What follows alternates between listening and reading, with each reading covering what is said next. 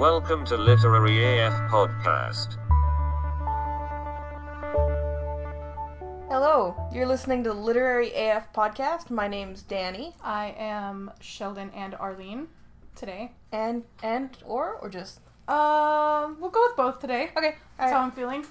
You can't take this from me. Shardlene? No, let's just go with Arlene. Alright, okay. It's fine. Alright. Sheldon can be inside of... Never mind. Never mind, we're not going there. Alright.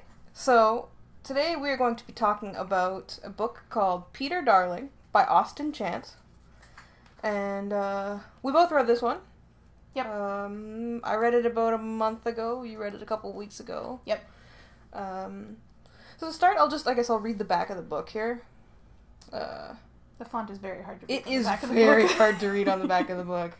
Let me try this here. The cover's beautiful, but it's blue and black, and the writing on the back is also blue and black, and that is rough. It's a little hard to read, but this I originally saw this because the cover is just gorgeous. Agreed. And like the cover was immediately what drew me in. I know they say don't judge a book by its cover, but the cover to this book is absolutely gorgeous, and I definitely judged it. Alright.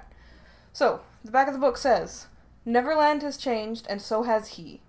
10 years ago, Peter Pan left Neverland to grow up, leaving behind his adolescent dreams of boyhood and resigning himself to life as Wendy Darling. Growing up, however, has only made him realize how inescapable his identity as a man is. But when he returns to Neverland, everything has changed. The Lost Boys have become men, and the war games they once played are now real and deadly. Even more shocking is the attraction Peter never knew he could feel for his old rival, Captain Hook, and the realization that he no longer knows which of them is the real villain. That last line particularly intrigued me because, I don't know, I guess as far as fairy tales go, I'm a fan of, like, subverting the hero and the villain and kind of stuff like that. Also, Hook was a very formative movie for me, and by far the sexiest Captain Hook ever. Don't judge me.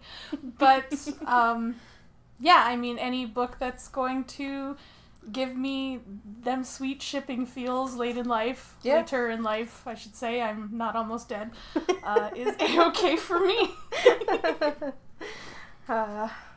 Let's see. Where should we start with this? Well, I think something that's important to touch on just with this book too, because it confused me a little bit when I was reading the back. This is a book about a trans Wendy. Yeah. Wendy is Peter Pan / Peter Pan is Wendy. Mm-hmm. So there are parts in the book that deal with that.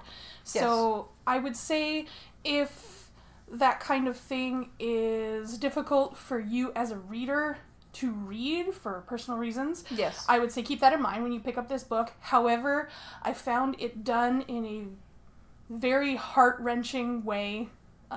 It felt very real and very emotional to me, so I loved that part of the book even more than the romance. I would say. Yeah. Makes sense. What was your favorite part? My favorite part of the book? We'll say either, like, your favorite theme in the book or your favorite part of the book, like the story itself, too. Because I actually didn't say that, but... I liked the whole book. I liked the, well, I want to talk about this a little bit after. Okay. I saved some stuff I want to talk about. Oh, okay. One thing I did really enjoy was the way the fairies are portrayed in this book. The balls. As, like, little fuzzy monsters that have, like, tons of legs, and they're covered in hair, and they have tons of, like, eyeballs and wings and antennae. Like, they're all just... Bugs, like, really... They're not, like, the beautiful, tiny women that get described in, like... I liked that, too. I liked that they were, I don't know, like, not alien, but they were definitely... They definitely had, like, an alien feel to them, just because, like, they're described as having, like, multiple insect eyes all over their body, and they have, like, hair and, like, really icky wings and tons of legs and stuff like that. I like that, too. I was into the not sexy Tinkerbell. But, yeah, they were super cute. There's a cat here. Yeah, we're recording in my Library, I guess you could call it. I don't know if I should call it like a computer room or a library. Whatever. There's more books in here than computers. There is, yes. So it's, I would say, library. In my library, and I have cats that like to scream. We're gonna try to keep her quiet, but there's no keeping her quiet. No, she does. She goes where she pleases. So, Peter Darling opens with Peter's Return to Neverland. Yep. And all of the Lost Boys have, like, grown up. A little bit.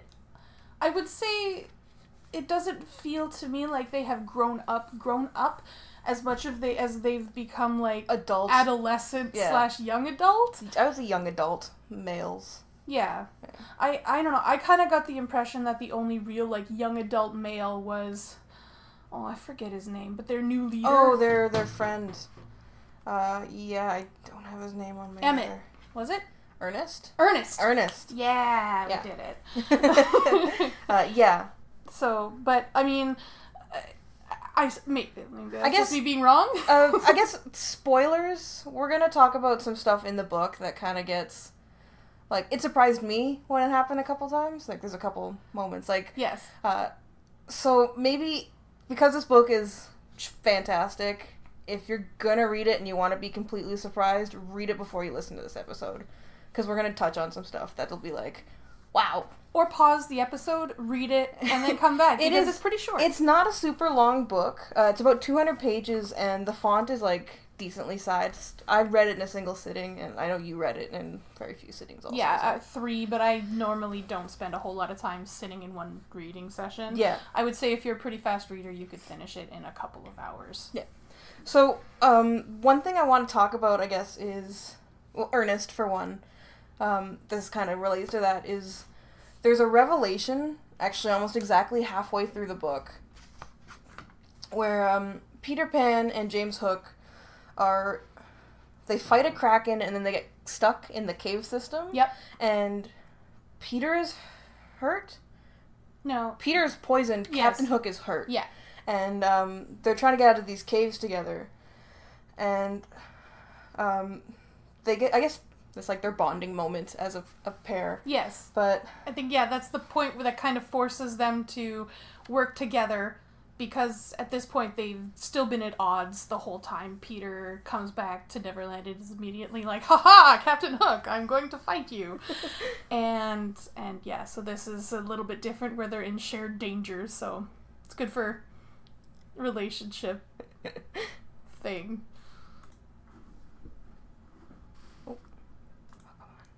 Okay, so this was a section I remember reading, and I thought it was really good at the time. So this is when they're, like, stuck in the caves, they're hanging out. James is, like, smoking a cigarette or something. Yep.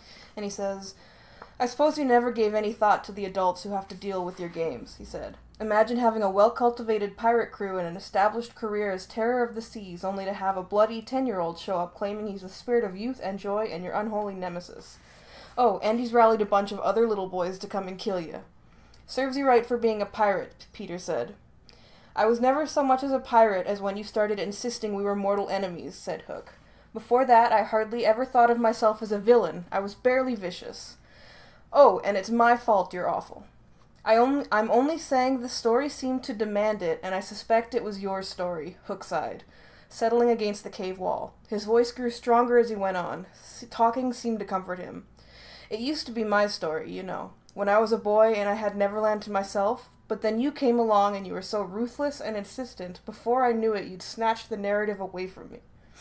You'd insisted that it was you who cut off my hand, when it was perfectly clear that I had not had the hand well before you arrived. You then told me that you had fed the hand to a crocodile, who would follow me to the ends of the earth, and lo and behold, such a crocodile appeared and hunted me until its death. The very world bends to the sake of your stories, Pan. I see no reason why I, a mere man, should not." And I remember reading that, and I was like, wow. Yeah, I thought that was very different, too. Yeah. To introduce Hook as having been... He was the hero of the story before Pan came along. Yeah, Neverland was his place, and not Peter Pan's place. And then on the very next page, you learn that nobody else is real. except for Peter Pan and Captain Hook. Yes. Everything else is the world building itself to what they want. That's not true, though. Ernest is real. That's what I was going to say. Ernest was real, but you don't really figure that out till a little bit later. Yes. Yeah. Peter Pan, Ernest, and Captain Hook are the only real people in all of Neverland, and the world itself kind of builds itself to what they want, which I thought was, like, a really cool setup. I thought that was a really cool way of presenting Neverland as a whole, Yeah. because I think that's something that... we'll say that in traditional Peter Pan stories, like maybe not the original, because I think the original is something else, a little different, but we'll say like in movies or in other books, we don't really know what Neverland is. It's just this fantastic magical place. Yeah. And here it's kind of presenting itself as, no, this is like an escape for people who really can't deal with their lives anymore. Yeah. And I thought that was... it immediately gave facet to James as a character. Yeah. And it makes it a lot easier to accept the things that they've done as characters. Peter Pan was killing pirates unprovoked, and Hook was killing Lost Boys in return. Yeah. But Hook describes them basically as their toys, Pan. I hate to see you weeping over them as if they were real. A chill ran down Peter's spine. What? Hook blinked slowly. Hadn't you realized? It's just you and I, Pan. Those boys of yours are toy soldiers. And that was a good way to, like, resolve the the guilt. the guilt and the murder Yes. that was going on. Yes. So It's okay to kill them because they're not actually real. Yeah, they're not real. You're all still just playing pretend. It's just real now. Yes. So that was, like, my favorite moment, I think, in the book, where this revelation came out, was because I was genuinely surprised when that happened. I agree, I was too. I'm trying to think of my favorite part in the book, and it's very difficult because so much of the book was my favorite part. I really loved this book. Yeah, it's a really good book. Like, I don't think I can recommend it enough. Yeah, this is a book that I will buy for people unprovoked. Absolutely. Yeah. And yeah, I was going to say something and it just completely. Yep, Yep, that happens. Mm-hmm. I assume Peter's, like, your favorite character, or No. Hook? Always Hook. Always Hook, yeah. Always Hook. So you pictured Dustin Hoffman's Hook the entire time you were reading the story, or? At first I did, but that changed very quickly. Okay. I imagined him younger. Yes. Yeah. I definitely imagined him more along the lines of, like, the Peter Pan Disney cartoon, Captain Hook, with the... I think a little bit. I mean, I think both of those Captain Hooks are set up to be about the same, like, mid-40s age.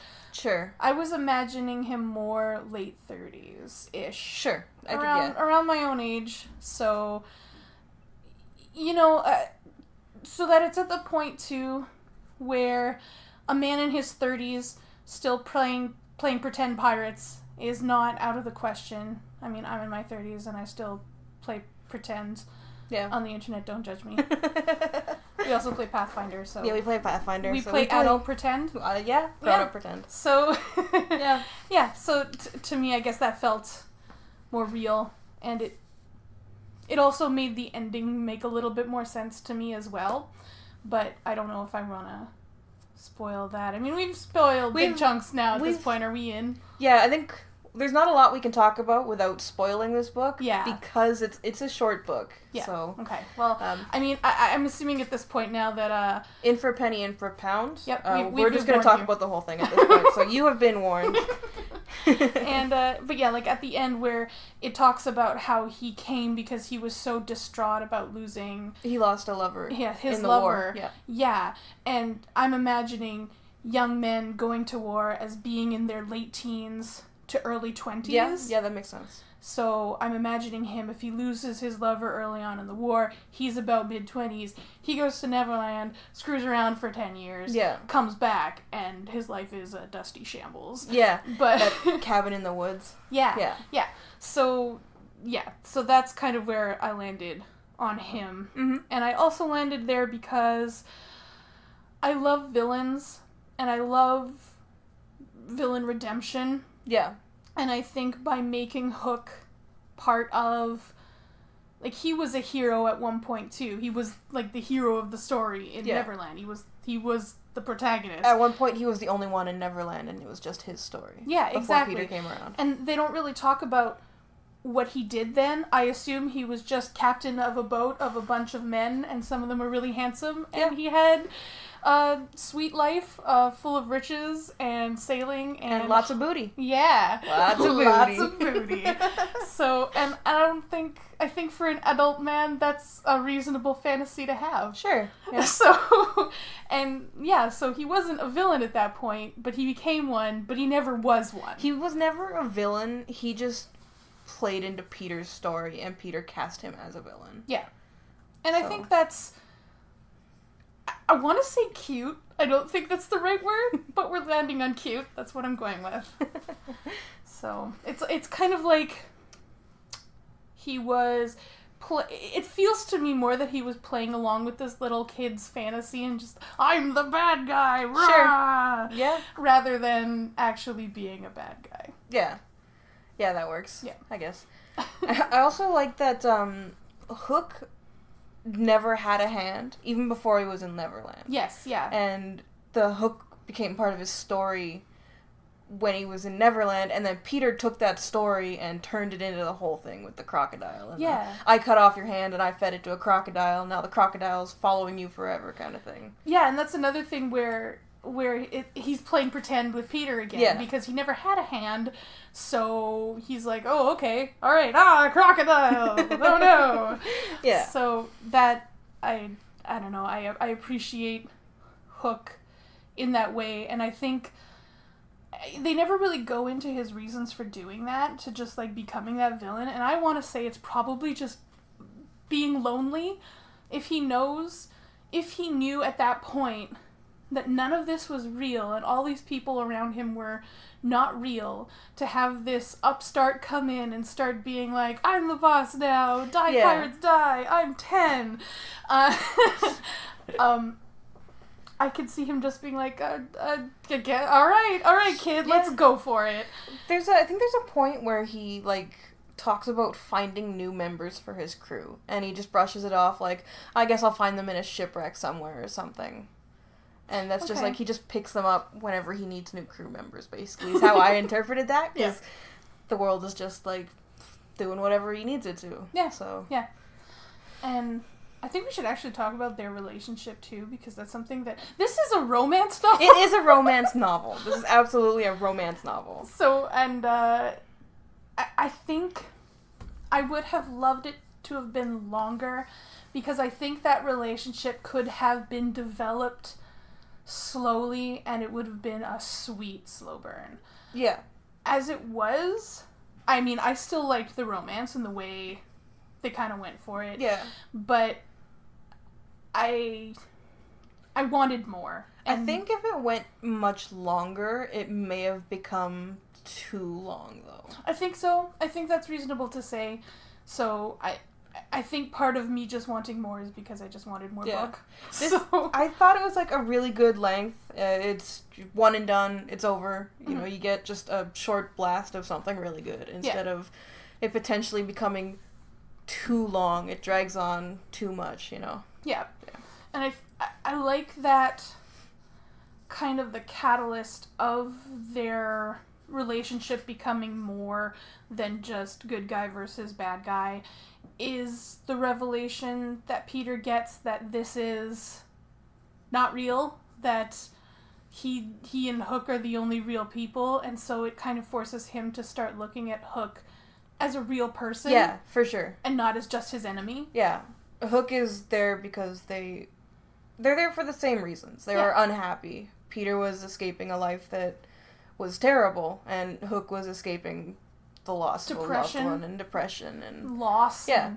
So they're not opposites. They're extremely similar. Yeah. So I think that helped him in a way. Mm-hmm. So I appreciated that. Yeah. Okay. So I guess, like, the climax of this book, I guess it's kind of the climax after they've escaped from the Kraken's cave and stuff. They kiss, and then James talks about wanting to leave. I can't remember why he wants to leave. I'm assuming because he's just tired of this. And also, too, because considering that James's reason for wanting to forget in the first place was because he'd lost a lover, and now that he's having feelings for Pan, I think, wasn't part of it that he wanted to go home and just be like, hey, let's not play pretend? I think he seems to realize that Neverland makes you forget who you used to be. Right. He forgot about the man that he lost. That's true. And when he realizes he forgot about him, it's kind of like Neverland almost feels like a trap. It brings you in, and it gives you everything you want, and it makes you forget who you used to be, so you stay in Neverland. A bold statement about grief resolution. But, I mean, and because they're presenting Neverland as this fantasy land where you don't have to worry about the hurt that you've gone through and the parts of your life that you hate because you have a life that you love, that makes sense to me. Here's his, James jerked away from him in a snarl of pain. No, he said. I did forget. I forgot everything. I went looking for him in the only place I thought I might find him. And yes, here he was, just as if he'd never gone, just another sailor in my crew, and I wanted him to be real so badly that I forgot everything. The fog had gone from his eyes. They were suddenly clear and sharp, and he was crying bright, sudden tears. Oh my God, everything. How long have I been here? He demanded at the empty air, bowing his head. What in God's name has become of my life? So... Yeah, and Peter at that point was not ready. No, Peter says, no, I'm going to stay. And James is insisting that they should go. Because if they stay here, they're going to forget everything. They'll never leave. Yeah. And he tells him he needs to remember who he was. And he can't leave until he kind of thinks about that. And I think that's... I mean, at this point, James doesn't understand Peter's situation, I think. Pete doesn't understand that Peter's Wendy and that Peter can't go back to that because in Peter's real life, Peter is expected to be someone and something that he's not. Right. And it's not as simple as, okay, I'm ready to go back to my life and deal with my grief and my sorrow. It's, I would have to go back and not be who I am. And, I'm not surprised why Peter would have a harder time doing that. So, I like the end of the book because I think it really stresses to me where Peter and James both are at in their lives. Because, I mean, James is older than Peter, period. I was assuming about 10 years-ish. Well, yeah, he was an adult when Peter was 10. So. Yeah. So, assuming they age similarly in Neverland. Well, because Peter left. Peter left, yes. Yeah, so he grew up in that time, whereas Hook didn't. I mean, it never says that Hook hasn't aged in the last 10 years. I assume that it wouldn't. Like, why would you want to go to a fantasy land where you're gonna get arthritis? Like, that sounds real bad. I mean, I guess. But, I mean, even with that, Peter's kind of at a different place. Yeah. So James is like, come with me, we need to leave. And Peter says no, and he takes off. And then there's a sequence where, I guess Peter's flying around Neverland, and he's trying to figure things out, and James is trying to find him, and he encounters the Lost Boys, hiding in a cave with the mermaids, because he had burnt out the, hideout that they used to live in. Yeah, because the pirates burnt the tree. Yeah, because the Lost Boys killed a pirate. They wanted to go back. Peter wanted them to go back to war, and so the Lost Boys were doing that. Yeah. And war happened, and bad things were bad. Yes. And, the whole way James is, like, the whole time he's walking to find Peter Pan, he's repeating to himself, my name is James, I'm not a pirate, I'm going home, I'm taking Peter with me. And he's just repeating that to himself over and over and over again, so he doesn't risk forgetting. and he finds the Lost Boys in the cave, and he sits to talk to them, and he sits and talks to Ernest, and that's the point where it's actually spelled out that Ernest is he's a real boy too, and what's I gonna say about that? Well, because Ernest does go home at some point. Ernest goes home. You do find out his circumstance being in Neverland, where he's, I assume, escaping a small town farm type mentality where he can't be gay. Well, I mean, I was assuming that's what I got from his situation, where it's like he was I basically assume it was just an everybody mentality at the time. Yeah. This was... Well, yes. And in the meantime, the weather in Neverland has started to change. Yeah.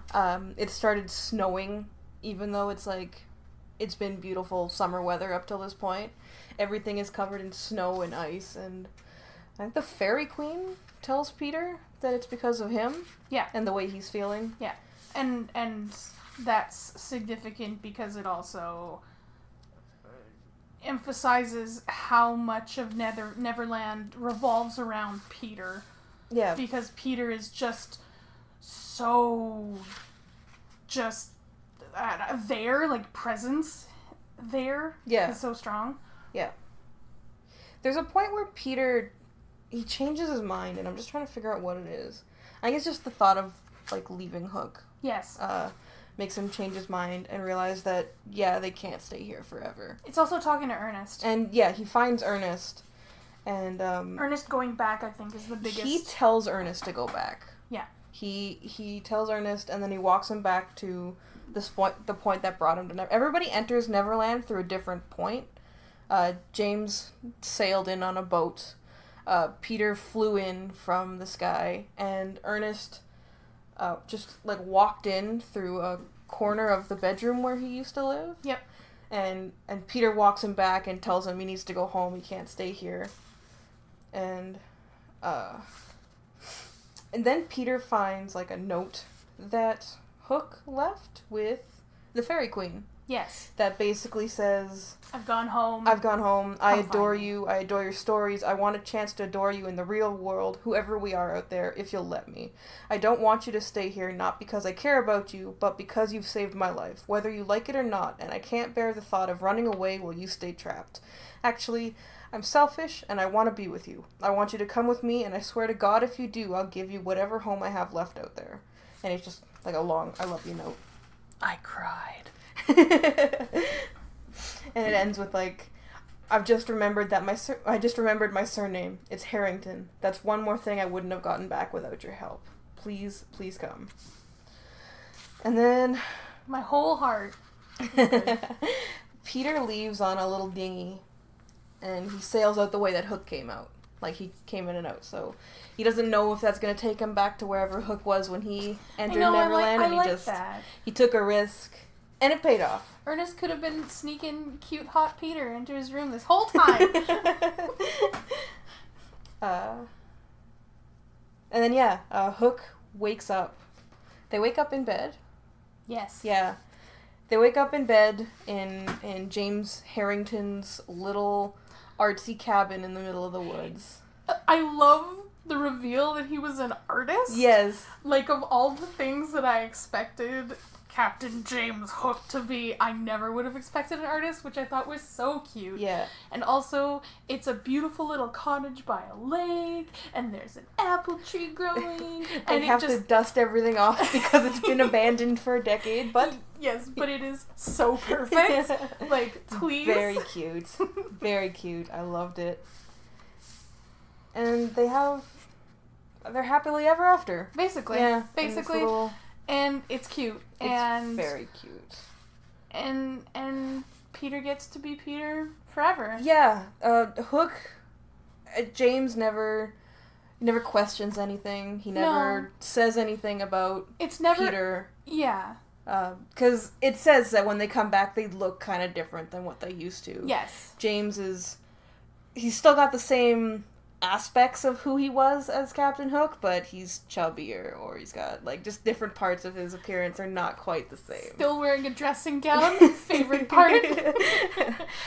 But, yeah, like, I like that it doesn't make a big deal out of the fact that it does not dwell on the fact Peter is a trans man. Yeah. And I like that because to me, it also feels like part of that happily ever after is that Peter doesn't have to deal with anyone ever thinking that he is less than what he is.